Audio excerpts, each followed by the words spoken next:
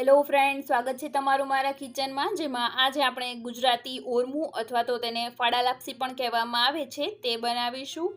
આમ પણ festive season આવી રહી છે તો ત્યારે કંઈક નવું બનાવવાનું અને સ્વીટ બનાવવાનું મન થાય તો તમે આ રેસીપીને ટ્રાય કરી શકો છો. બહુ જ ટેસ્ટી અને ઇઝીલી બની જાય છે આ રેસીપી. આમ પણ આ રેસીપી ખૂબ વિસરાતી જતી છે તો તેને કેવી રીતે બનાવવું તે જોઈ લઈએ. અને સાથે જ જો તમને મારી રેસીપીઓ ગમે તો લાઇક, શેર અને સબસ્ક્રાઇબ જરૂરથી કરી દેજો. અને બાજુમાં જે બેલ આઇકન છે એને પણ પ્રેસ કરી દેજો, જેથી નવી રેસીપીનું નોટિફિકેશન તમને તરત જ મળી જાય. તો રેસીપીને શરૂ કરીએ.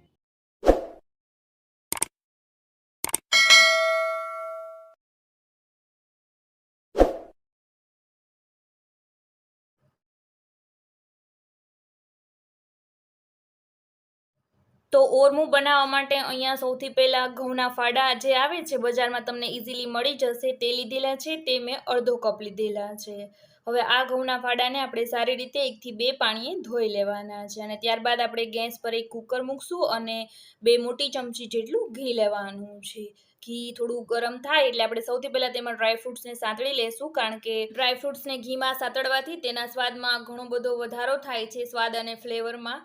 અને સાથે જ જે ડ્રાયફ્રૂટ્સ કાચા એડ કરીએ તેના કરતાં આ રીતે સાંતળેલા એડ કરીએ તો તે સરસ ક્રિસ્પી પણ બની જાય છે. તો ડ્રાયફ્રૂટ્સ તમે તમારી અનુકૂળતા પ્રમાણે કોઈ પણ લઈ શકો છો. તેમાં તમે કાજુ અને દ્રાક્ષ, લીલવા જે દ્રાક્ષ આવે છે તે પણ લઈ શકો છો. અત્યારે મેં ફક્ત બદામ અને પિસ્તા લીધેલા છે, પરંતુ તમારી અનુકૂળતા પ્રમાણે તમે લઈ શકો છો. તો અહીંયા આપણા જે ડ્રાયફ્રૂટ્સ છે એ પણ સરસ મજાના સતળાઈ અને બ્રાઉન થઈ ગયા છે તો તેને કાઢી લઈએ. અને તે જ ઘીમાં આપણે જે ઘઉંના ફાડાને ધોઈને રાખેલા તે એડ કરી દઈશું અને તેને પણ થોડી વાર માટે આપણે સાંતળી લેવાના છે. આ સ્ટેપને બિલકુલ સ્કીપ નથી કરવાનું. આ જે ફાડા હોય તેને ઘીમાં કમ્પલસરી થોડી વાર માટે 2 થી 3 મિનિટ માટે સાંતળવાના છે. ઘીમાં આ ફાડાને સાંતળવાથી તે એકબીજાની સાથે ચોંટશે નહીં અને આપણી જ્યારે ફાડા લાપસી તૈયાર થશે ત્યારે એ છૂટી છૂટી બનશે. જો આ સ્ટેપને તમે સ્કીપ કરી દેશું તો તમારી જે ફાડા લાપસી છે એ બહુ જ ચીકણી બનશે. તો એ ગરમ થાય છે, એ સતળાય છે, ત્યાં આપણે બીજા પેનમાં સાઈડ ઉપર પાણીને ગરમ કરવા મૂકી દઈએ. તો અહીંયા જે કપથી ફાડા લીધેલા છે તે જ કપથી, એટલે કે 4 ગણું પાણી લેવાનું છે. તો અહીંયા હું 4 કપ પાણી લઈ અને તેને ગરમ કરવા માટે રાખી દઈશ. અને ઓરમા માટેનું જે પાણી લઈએ તે હંમેશા આપણે ગરમ કરીને જ લેવાનું છે. તો વચમાં જે ફાડા છે તેને પણ ચલાવતા જશું, જેથી નીચે ચોંટી ન જાય. અને આ જે ફાડા છે એ તમે આ રીતે ઘીમાં સાંતળશો એટલે એ થોડા વ્હાઇટ કલર જેવા બની જશે. જ્યારે એ સ્ટેજ ઉપર તે આવી જાય એટલે આપણે તેમાં થોડી ફ્લેવર માટેની એલચી અને તજને એડ કરી દઈશું. તો અહીંયા હું એક એલચીને ફોલી અને તેના દાણા કાઢી અને એડ કરી દઈશ, અને સાથે જ એક ટુકડો તજ એડ કરી દઈશ. જો તમને એલચી કે તજ બેમાંથી અથવા તો બંને જો ન ભાવતા હોય તો તમે તેને ટોટલી સ્કીપ પણ કરી શકો છો. તો 4 થી 5 મિનિટ બાદ ફાડા જે છે એ સારી રીતે ઘીમાં સતળાઈ ગયા છે અને આપણું પાણી જે છે એ પણ સારી રીતે ગરમ થઈ ગયું છે. તો હવે આ ગરમ પાણીને સતળાયેલા ફાડામાં એડ કરી દઈશું અને એને નાખી અને થોડું ચલાવી લેશું. પાણીને સારી રીતે ગરમ કરવાનું છે, જેથી આપણા જે ફાડા છે એકદમ સારી રીતે ફૂલાય અને ચડી જાય. અને લાસ્ટમાં હવે આપણે તેમાં ખાંડ એડ કરવાની છે. તો અહીંયા મેં 1/3 કપ જેટલી ખાંડ લીધેલી છે. તમે જે પ્રમાણે ગળ્યું જમતા હોય એ પ્રમાણે વધારે કે ઓછા પ્રમાણમાં એડ કરી શકો છો.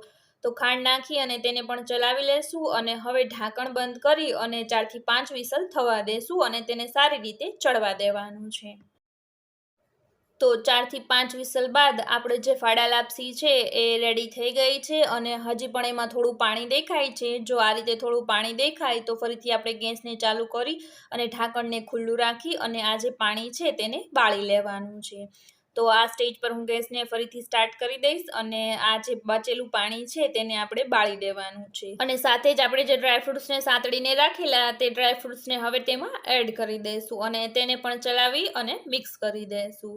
તો પાણી બળવાની સાથે તે પણ થોડી વાર આપણા જે ફાડા લાપસી છે તેમાં સારી રીતે ચડી અને મિક્સ થઈ જશે. અને હવે પાણી બળે એટલે છેલ્લે આપણે તેમાં 1 થી 2 ચમચી જેટલું ઘી એડ કરી દઈશું, જેથી આ રીતે લાસ્ટમાં ઘી એડ કરવાથી તેમાં એક સરસ મજાની શાઇનિંગ અને ફ્લેવર આવી જાય છે. જો તમારે ઘી એડ ન કરવું હોય તો ટોટલી તમે તેને સ્કીપ પણ કરી શકો છો.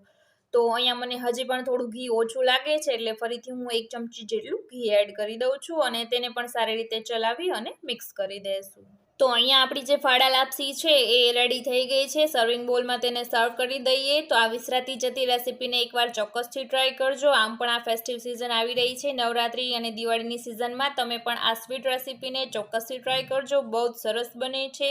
અને સાથે જ જો તમને મારી રેસીપીઓ ગમે તો લાઇક, શેર અને સબસ્ક્રાઈબ જરૂરથી કરી દેજો. અને સાથે જ મને કોમેન્ટ સેક્શનમાં પણ જરૂરથી જણાવજો.